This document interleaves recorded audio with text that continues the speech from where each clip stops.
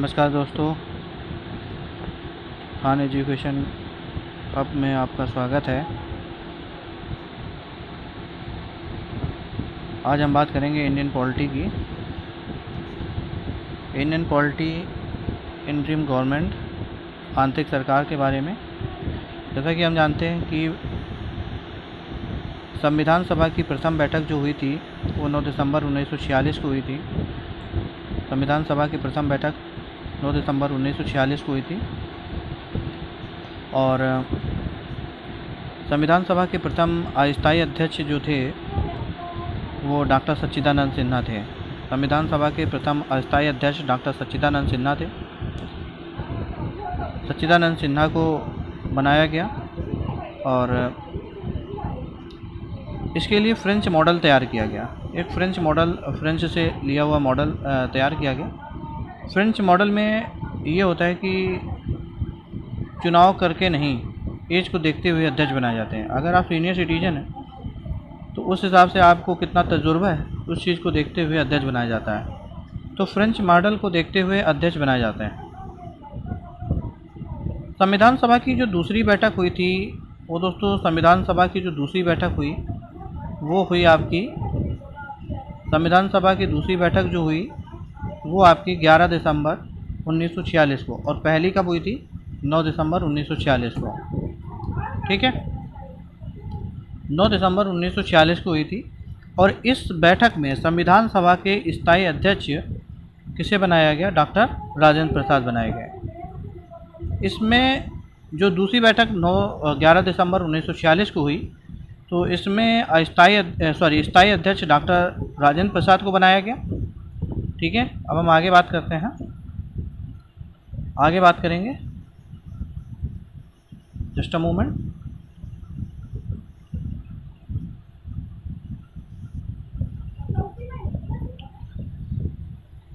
और उसी समय देखा जाए तो संविधान सभा के जो उपाध्यक्ष थे, उपाध्यक्ष तो वो बनाए गए डॉक्टर हरीशचंद्र मुखर्जी। हरीशचंद्र मुखर्जी को उपाध्यक्ष बनाया गया। इसी संविधान सभा में लीगल एडवाइज़र, मतलब लीगल एडवाइज़र वैधानिक सलाहकार जो बनाया गया वो BN राव को बनाया गया। वैधानिक मतलब जो लीगल जो एडवाइज़र था उसे BN राव को बनाया गया। और संविधान सभा की जो तीसरी बैठक हुई, तीसरी बैठक जो हुई वो 13 दिसंबर 1946 को हुई। 13 दिसंबर 1946 को हुई और 13 दिसंबर 1946 को होने के बाद इसी जो बैठक में, ये जो बैठक, तीसरी बैठक 13 दिसंबर 1946 को हुई है, इसी में पंडित जवाहरलाल नेहरू, PT नेहरू ने संविधान की उद्देशिका को पेश की थी। संविधान की जो उद्देशिका थी उसको पेश किया। आगे यही जो उद्देशिका होती है, यही उद्देशिका भारतीय संविधान की आत्मा या प्रस्तावना बनी। आगे चल के यही जो PT नेहरू के जरिए से तीसरी बैठक 13 दिसंबर 1946 को जो तीसरी बैठक हुई, इसमें पंडित जवाहरलाल नेहरू ने अपनी उद्देशिका पेश की और इसी उद्देशिका को आगे चल के प्रस्तावना का नाम दिया गया और संविधान की आत्मा का नाम दिया गया। इसी के बाद वो दिन आया जिसका हमें बेसब्री से इंतज़ार था, वो थी हमारी स्वतंत्रता। भारत की स्वतंत्रता थी। ठीक है, भारत की स्वतंत्रता थी। आगे हम बात करेंगे।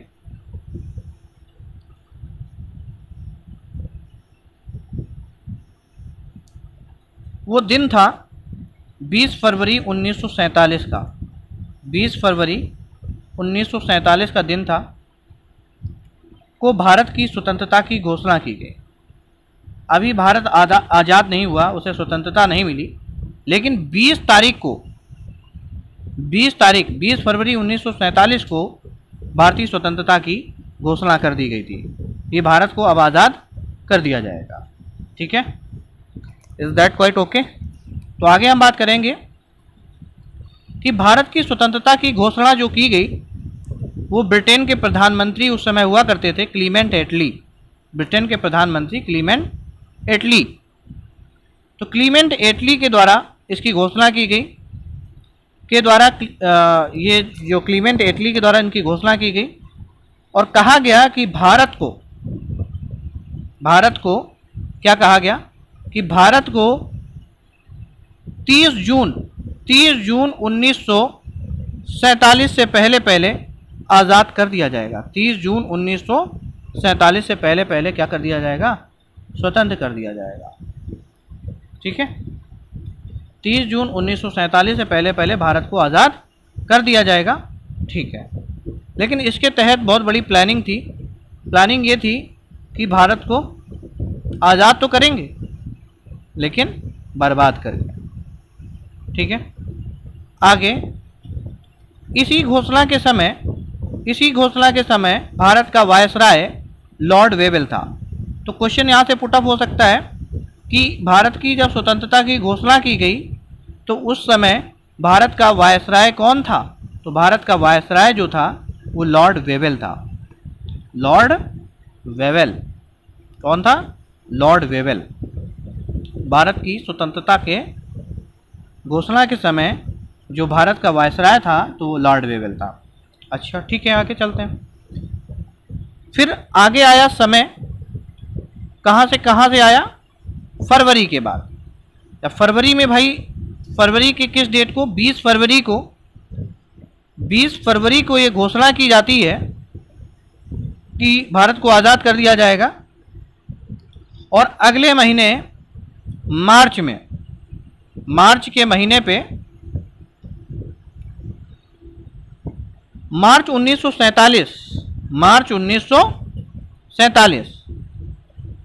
में भारत का अंतिम वायसराय बनकर के आया लॉर्ड माउंटबेटन। कौन बन के आया? Lord Mountbatten. तो मार्च 1947 का समय था जब भारत में लॉर्ड वेवेल के बाद भारत का अंतिम वायसराय बन करके आया लॉर्ड माउंटबेटन, और अपने साथ एक योजना, एक प्लान लेके आया जिसे कहा गया माउंटबेटन प्लान। माउंटबेटन प्लान कहा गया। तो इसी योजना के तहत भारत के दो टुकड़े हो गए। भारत के दो टुकड़े कर दिए गए। भारत और पाकिस्तान दो अलग अलग समुदाय, दो अलग अलग समुदाय में कह लीजिए देश में बट गए। ठीक है, आगे हम स्क्रॉल करके इरेज कर लो। तो ये जो हमारा प्लान था, इसी प्लान के तहत भारत के दो टुकड़े हो गए।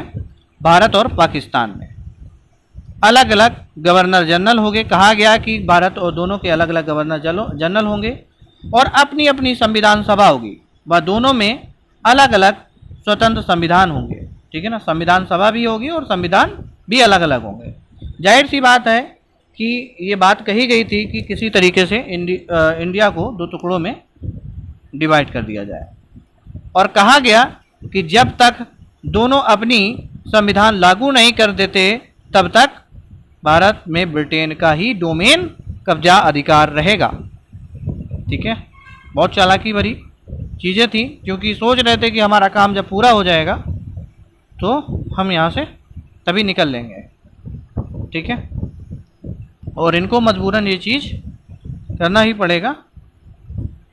ठीक है, तो आगे हम बात करते हैं कि इसीलिए हम जानते हैं कि भारत के संविधान सभा के अध्यक्ष, जो पहले अध्यक्ष थे वो डॉक्टर राजेंद्र प्रसाद थे।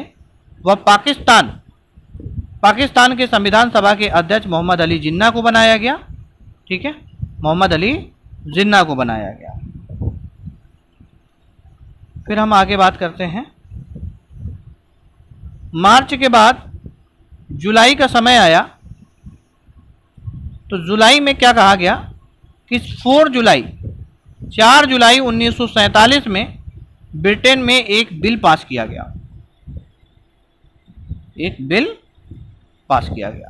तो 4 जुलाई 1947 में एक बिल पास हुआ, और जो 18 जुलाई 1947 को ब्रिटेन की दोनों सदनों में ये बिल पूरी तरीके से पास हुआ और एक्ट बन गया, एक अधिनियम बन गया, इंडियन इंडिपेंडेंट एक्ट, भारतीय स्वतंत्रता अधिनियम। और इसी एक्ट के तहत ही भारत को स्वतंत्रता मिली। भारत की स्वतंत्रता इसी एक्ट, इंडियन इंडिपेंडेंट एक्ट, भारतीय स्वतंत्रता अधिनियम के तहत मिली। ठीक है दोस्तों, आगे हम बात करेंगे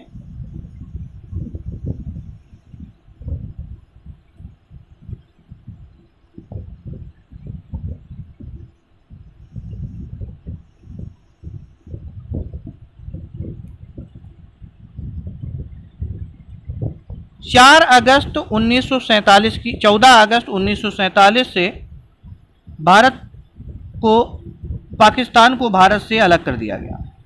14 अगस्त का वो समय था जब पाकिस्तान को भारत से अलग कर दिया गया।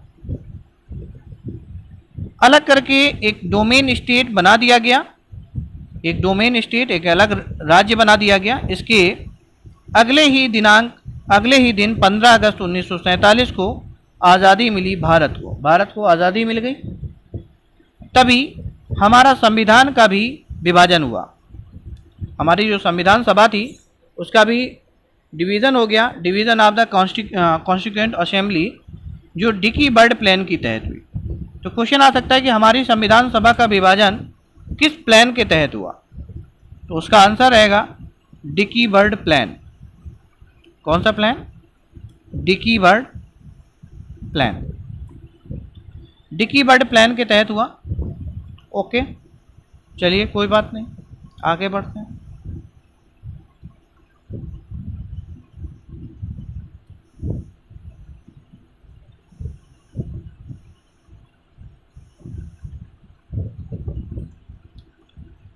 हमारी संविधान सभा में पहले सदस्य हुआ करते थे। हमारी संविधान सभा में पहले 389 सदस्य हुआ करते थे। हमारी संविधान सभा में पहले 389 सदस्य हुआ करते थे, और जो क्या हो गए, डिवाइड हो गए। जो क्या हुए, डिवाइड हुए दो हिस्सों में। तो जो 299 सदस्य थे, और यहाँ पर जो सदस्य थे वो 90 सदस्य। तो सदस्य थे 299 भारतीय संविधान सभा में। कहाँ पर? जो 389 सदस्य आपके थे, 389 में 299 इंडिया में चले गए, और 90 जो थे वो डिवाइड हो गए कहाँ? पाकिस्तान के सदस्य। तो भारतीय संविधान सभा में 299 सदस्य थे, और 90 सदस्य जो थे वो पाकिस्तान संविधान सभा में थे। ठीक है, जब ये डिवीज़न हो गया तो पाकिस्तान के जो प्रधानमंत्री थे, पाकिस्तान के जो प्रधानमंत्री बने वो कौन बना? पाकिस्तान के जो प्रधानमंत्री थे, प्रथम प्रधानमंत्री बने वो लियाकत अली खान बने। लियाकत अली खान। और जो भारत के प्रथम प्रधानमंत्री बने वो पंडित जवाहरलाल नेहरू बने। पंडित जवाहरलाल नेहरू। ठीक है, ओके।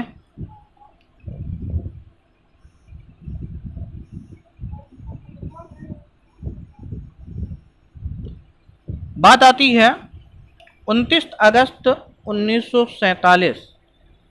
ठीक है, कौन सी डेट? 29 अगस्त 1947 में हमारे संविधान सभा, कॉन्स्टिट्यूएंट असेंबली द्वारा संविधान का एक ड्राफ्ट तैयार किया गया, जिसे drafting committee of Indian constitution कहते हैं। Drafting committee of Indian constitution कहा गया। संविधान सभा की प्रारूप समिति का गठन,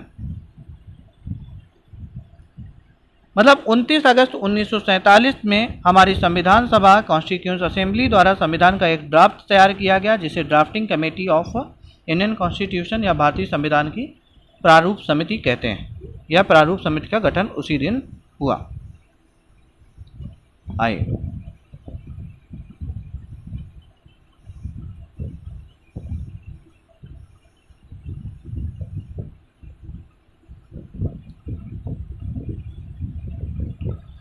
उनतीस अगस्त 1947 को 29 अगस्त 1947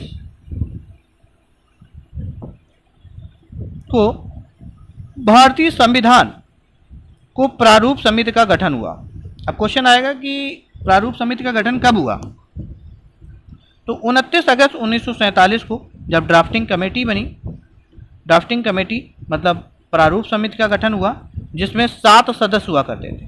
तो क्वेश्चन ये भी आ सकता है कि कितने सदस्य थे प्रारूप समिति में, कितने सदस्य थे? तो 7 सदस्य थे।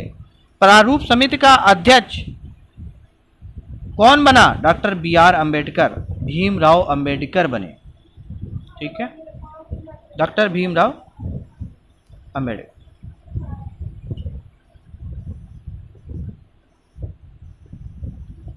अब ये 7 सदस्य थे कौन कौन से? 7 सदस्य कौन कौन से थे? तो हम बात करते हैं 7 सदस्य थे कौन।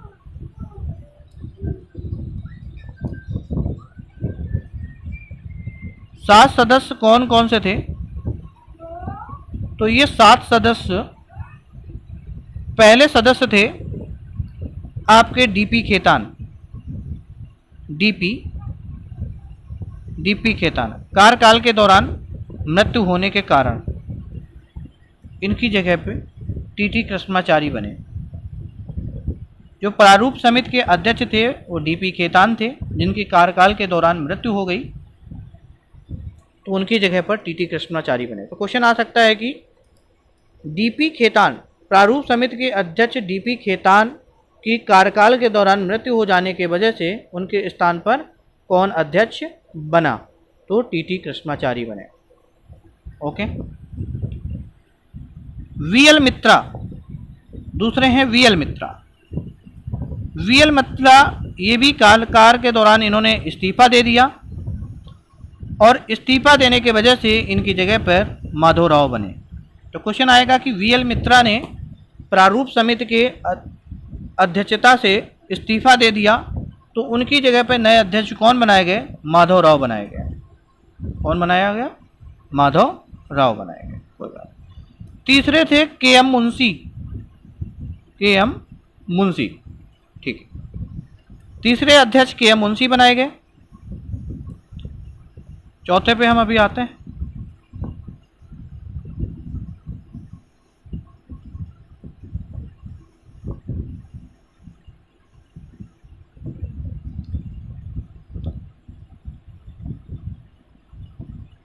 तीसरे अध्यक्ष जो बनाए गए वो KM मुंशी बनाए गए।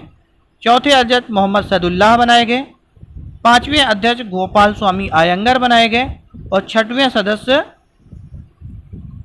कृष्ण स्वामी आयर बनाए गए और सातवें सदस्य खुद डॉक्टर BR अम्बेडकर बने, जो प्रारूप समिति के अध्यक्ष थे और ठीक है, प्रारूप समिति के लीडर थे, कहने का मतलब ये समझ लीजिए। ठीक है,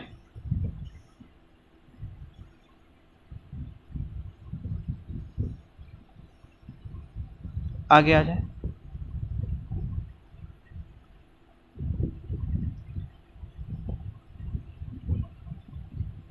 अच्छा,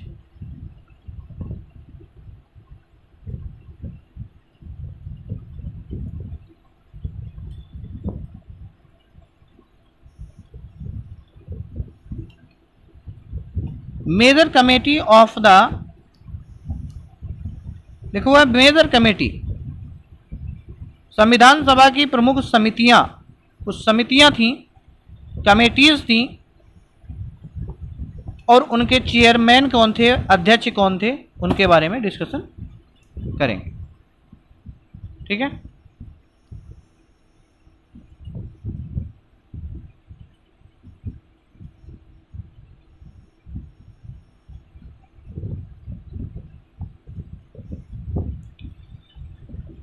तो ड्राफ्टिंग कमेटी, प्रारूप समिति, प्रारूप समिति के अध्यक्ष जैसा कि अभी मैंने पीछे बताया कि BR अम्बेडकर थे, और संघ समिति के अध्यक्ष, यूनियन पावर कमेटी के अध्यक्ष पंडित जवाहरलाल नेहरू थे, और संघ संविधान समिति के अध्यक्ष, संघ शक्ति के अध्यक्ष तो पंडित जवाहरलाल नेहरू थे, लेकिन संघ संविधान समिति के अध्यक्ष भी पंडित जवाहरलाल नेहरू थे। तो संघ से याद रखें, अगर संघ शब्द आता है तो पंडित जवाहरलाल नेहरू के लिए, संघ शक्ति के समिति के अध्यक्ष पंडित जवाहरलाल नेहरू और संघ संविधान समिति के अध्यक्ष भी पंडित जवाहरलाल नेहरू थे। ओके,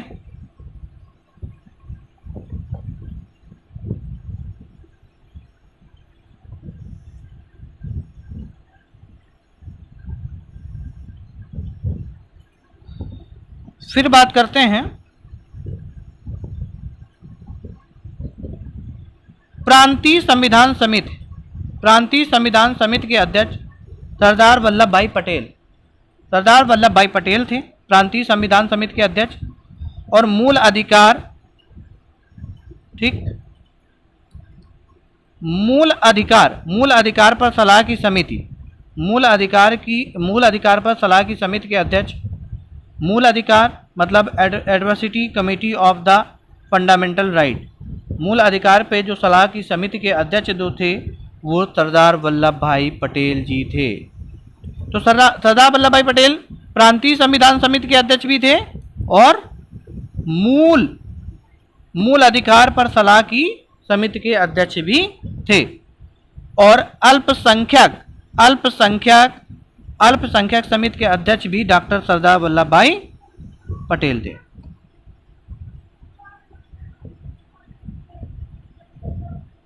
प्रावधान के नियमों की समिति, rules of the procedure committee, doctor Rajendra Prasad थे। डॉक्टर राजेंद्र प्रसाद। तो प्रावधान जो थे, हमारे जो रूल थे, उनकी समिति के प्रावधान के नियमों की जो समिति के अध्यक्ष थे वो डॉक्टर राजेंद्र प्रसाद थे। तो सरदार वल्लभ भाई पटेल 3 समितियों के अध्यक्ष रहे। एक प्रांतीय समिति, मूल अधिकार पर सलाह की समिति और अल्पसंख्यक समिति। मुस्लिम समुदाय और जो और भी कम्युनिटीज़ आती हैं जो अल्पसंख्यक हैं उनकी समिति के अध्यक्ष सरदार वल्लभ भाई पटेल है। ठीक, ओके, आ जाइए।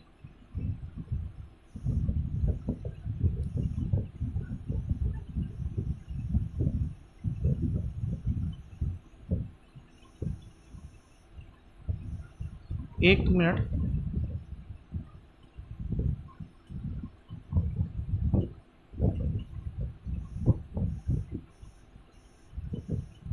मैं इस चीज को साइड कर दे रहा हूँ।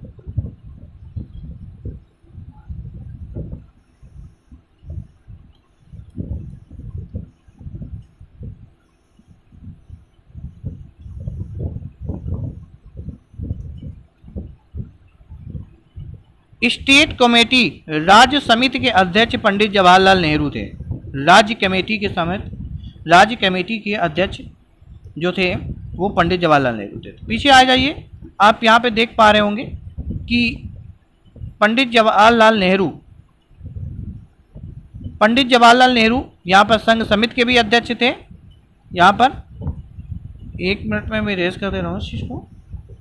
पंडित जवाहरलाल नेहरू जो थे वो यहाँ पर संघ समिति के अध्यक्ष भी थे और संघ संविधान समिति के भी अध्यक्ष पंडित जवाहरलाल नेहरू थे। और आगे देखेंगे कि यहाँ पर राज्य समिति के अध्यक्ष भी पंडित जवाहरलाल नेहरू थे। तो 3 समितियों के अध्यक्ष थे पंडित जवाहरलाल नेहरू। संघ समिति, ठीक है, और संघ समिति हो गई आपकी, और संघ शक्ति समिति और संघ संविधान समिति के अध्यक्ष पंडित जवाहरलाल नेहरू थे।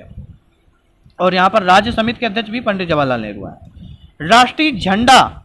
राष्ट्रीय झंडा समिति के अध्यक्ष, तो इसके एक स्थायी अध्यक्ष थे और एक अस्थायी अध्यक्ष थे। तो स्थायी अध्यक्ष राष्ट्रीय झंडा समिति के अध्यक्ष जो थे स्थायी, वो जेबी कृपलानी थी, और जो अस्थायी अध्यक्ष थे वो डॉक्टर राजेंद्र प्रसाद थे झंडा समिति के।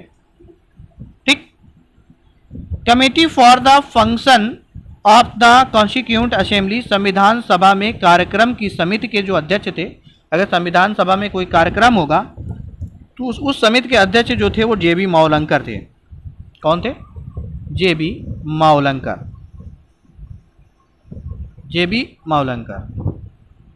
ठीक है। और गृह समिति के अध्यक्ष, गृह समिति के अध्यक्ष कौन थे? गृह समिति के अध्यक्ष पट्टाभी सीतारमैया। और भाषा समिति के अध्यक्ष मोटरी सत्यनारायण जी थे। और व्यापार व्यापार का कार्यक्रम की समिति के एम मुंशी। तो देखो के एम मुंशी तो आपने एक पढ़ा था वहां पर कि वो किसके अध्यक्ष थे, प्रारूप समिति के भी अध्यक्ष थे और ये व्यापार कार्यक्रम समिति के अध्यक्ष हैं। ठीक है,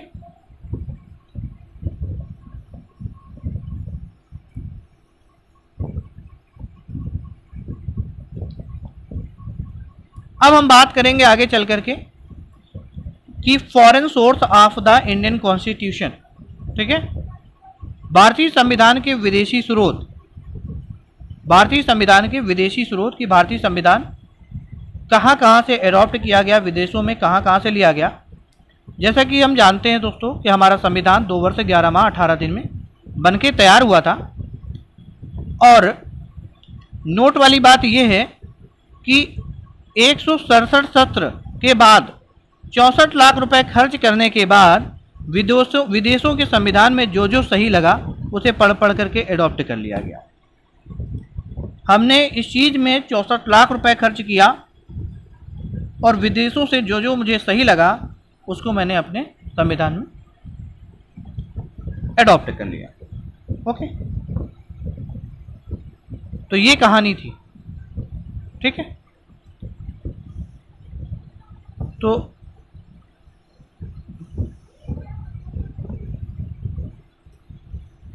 मैं आगे बात करता हूं।